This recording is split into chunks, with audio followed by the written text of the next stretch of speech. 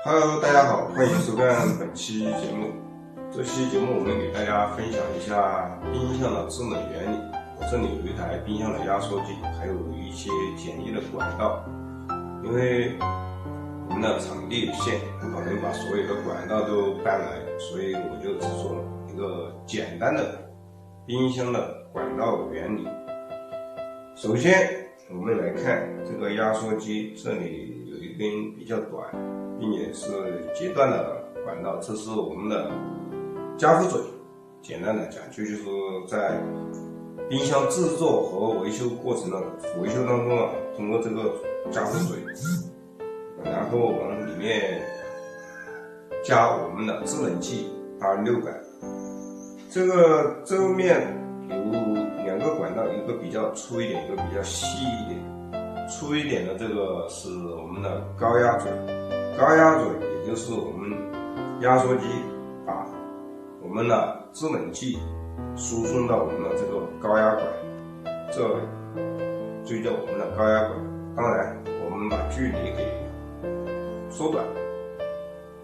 正常的距离大约在10多米左右，在我们冰箱两侧。我们冰箱的两侧在正常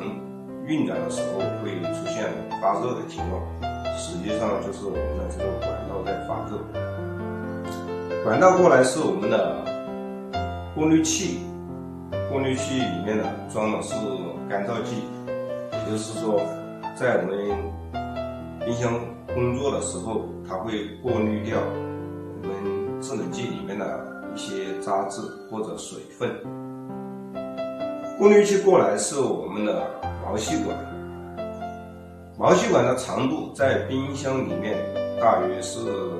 2至2.5米左右，然后再回到我们的制冷管。我们的制冷管在冰箱的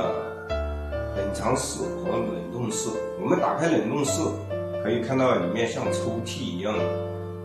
格子，里面是管道，大约是6毫米左右的，可能是8毫米左右。长度呢，大约也在18米左右。我们的制冷剂通过压缩机加压，再通过我们的毛细管节流，然后释放到我们的制冷管，通过快速流动，然后产生制冷，带动我们的管道制冷。所以我们的循环原理就是输出到毛细管，